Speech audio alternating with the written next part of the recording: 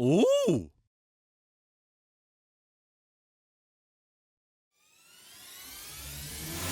The former Cruiserweight champion of the world. He's dangerous like that! A Hollywood movie star. You know, the last time I seen that, I was in a Hollywood movie. And a mouth that simply doesn't have an off button.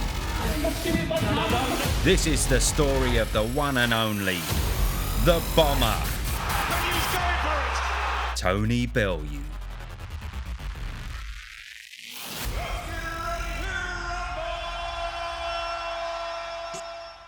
Born Anthony Lewis Bellew on the 30th, Born Anthony Lewis Bellew on the 30th of November 1982 in the Toxteth area of Liverpool. Growing up on these tough streets, Tony learnt about violence and fighting at an early age, believe you me, make no mistake. But make no mistake, believe you me, believe you me, and believe you me.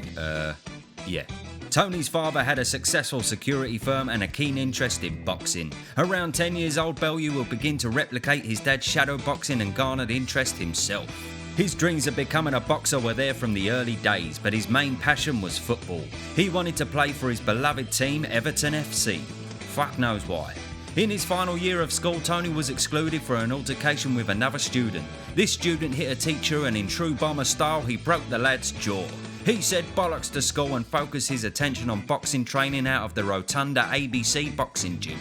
Never a shy boy, he told everybody he would be a world champion, a boxing legend. They just laughed at him. But as we scroll through the history books at the greatest boxers of our time in their teenage years, we can just tell they are destined for greatness. Look at a ferocious 16-year-old Mike Tyson, a vicious 17-year-old Manny Pacquiao, a 12-year-old boxing genius in Muhammad Ali. It was obvious just from his school photo that Mr. Tony Bellew had it in him to reach the heights of boxing world champion greatness. I mean, just look at him. If that's not a world champion in the making, I bloody don't know what is. The Bomber had pursued kickboxing at a decent level in his early teenage years, but he took his boxing training seriously under the tutelage of Jimmy Albertina. Since the age of 15, he was working with his dad on the doors of nightclubs, which nurtured the already tough schoolboy into a hardened machine. He credits his dad for being a tough but loyal character with a switch that could turn him into somebody you wouldn't want to fight. Tony says he was born with the same switch that could be triggered at any minute. Personally, I don't know what he's talking about. I've never seen this side of him. The Scouser began competing in the early 2000s and quickly garnered a reputation for his punching power and big motor in mouth. Knocking out nearly every opponent he faced to win novice titles, he went on to win 3 ABA titles back-to-back before turning professional in 2007. Just watch and enjoy.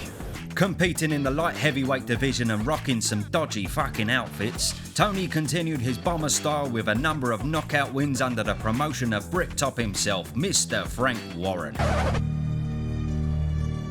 Do you know what nemesis means? Frank was matchmaking Tony well, but had a scare in his 14th fight against Bob Ajisafi when he got put on his arse. He surfaced to pull off a points win, our first introduction to Tony's incredible heart in the ring. Over the course of the years, Tony's relationship with Frank had occasionally been frosty and tensions were rising between the two. Frank was also on the blob at the time with the rise of Matchroom. He was feeling the pressure.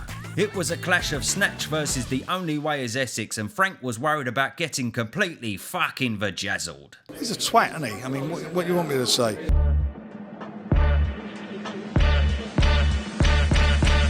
Bellew had a small change in camp during 2 scrappy wins over Oval Mackenzie, and then the epic rivalry was born. The Bomber versus the Welshman. It's Nathan Cleverly from the Valleys, isn't it? You nutter! You nutter. I tell you what, he made Tony fume and tamp in bloody raging, I tell you. Sorry. Carried away. A colossal battle of pride. A press conference we will never forget. The boxing world's nipples were fully erect for this war which totally delivered. unlike the friggin' second one. Bellew felt it was his night, but the decision was given to Cleverly. The Bomber was heartbroken and the relationship with Warren was about to turn sour. A long court battle ensued and Tony feared for his boxing career. It wasn't anything new to Frank because he'd been to the magistrate's court so many times he gets invited to the fucking Christmas parties. So a new beginning was needed. The only way is Essex. Fast Car was ready to pick up the pieces for the Scouse Warrior. Boxing fans, are you ready? The court case was finalised and Bellew had a new lease of life. 2 strong wins to begin his matchroom career and a difficult draw with Chilemba that was revenged the second time around. It was off to Canada for the light heavyweight WBC title against the ferocious Adonis Stevenson. By this time the Bomber was finding difficulty in making the weight. Through severe cutting techniques including lengthy saunas, sweatsuit runs and Kerry Katona's weight loss DVD, he only just managed to make it in time. Make the levels I went to make weight that night, I couldn't explain to you how bad it was. Standing on the scales and looking like the friggin' machinist, Bellew was in a dark place physically and mentally and the fight turned out to be a step too far. His light heavyweight days were over. The cruiserweight class was calling. To quote the great philanthropist Gemma Collins, "I won't fight it anymore. I am the size that I am and that's that. But I'm still a strong independent woman." Tony Bellew was a strong independent woman.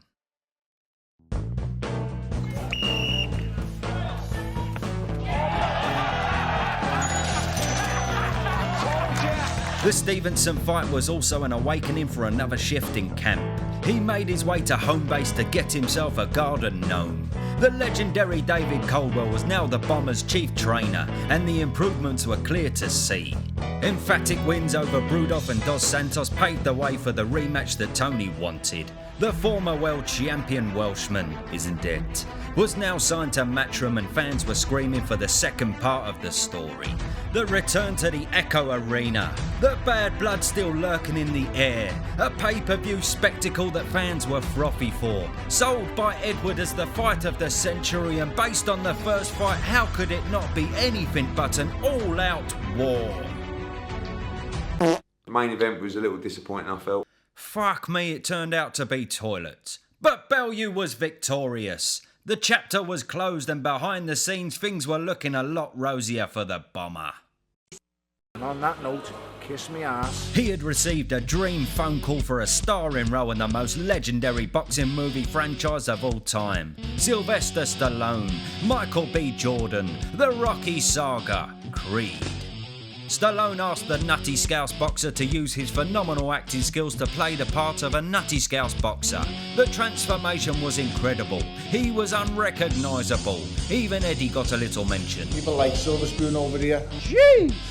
The movie was a success, but world title dreams were still firmly in Tony's mind. You know, I'm not Rocky.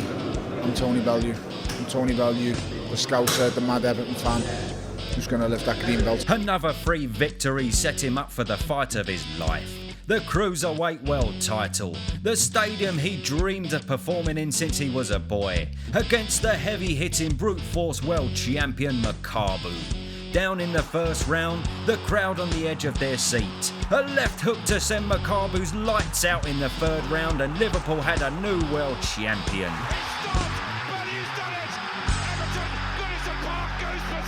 The defining night of his life, a dream come true. It was incredible stuff.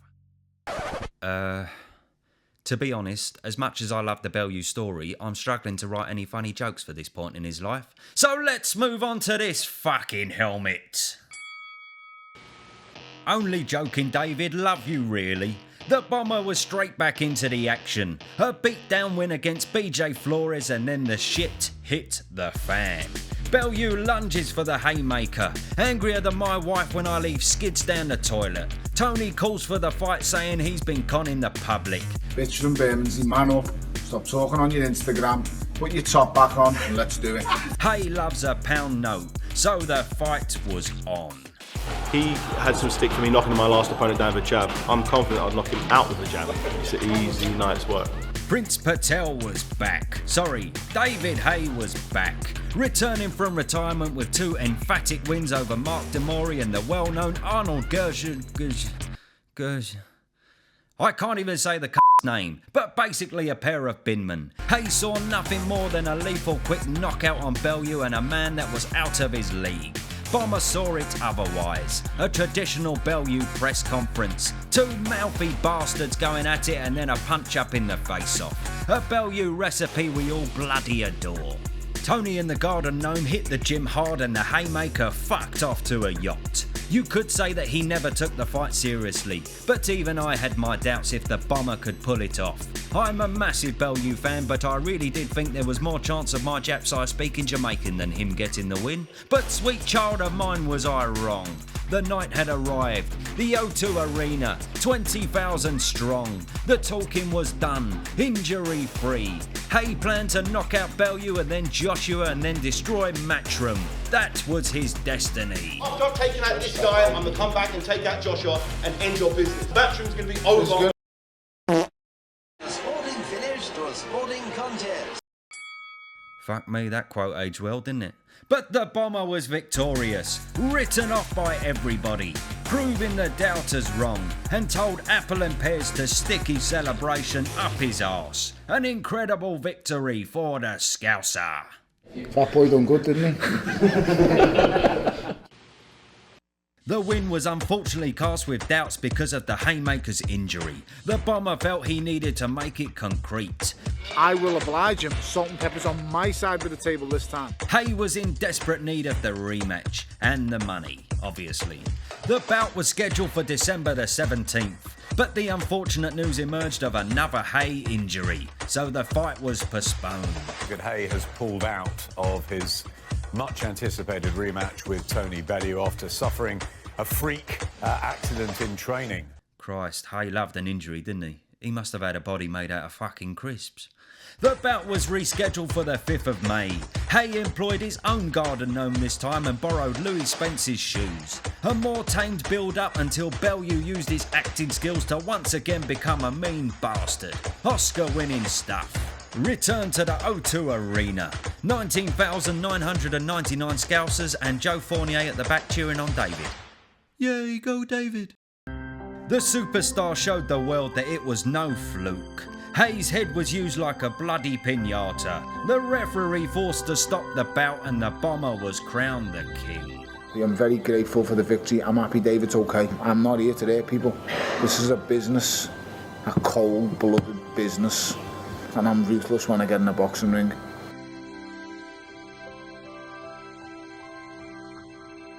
David Haye went on to knock out Anthony Joshua, forcing Matchroom to file for bankruptcy. Oh no, wait, sorry, that didn't happen. David Haye retired and Bellew walked off into the sunset. But the last temptation was something he just couldn't resist. An undisputed fight against the formidable and nutty as a fruitcake Oleksander Usyk. The quest for greatness was something he would only regret if he'd passed it by. The champion rolled the dice. I lost to the best fighter I've ever seen, I've ever faced. I've had a fantastic... I've won. I sit here as a loser tonight and I feel heartbroken and fucked. But, mate, I've won in life.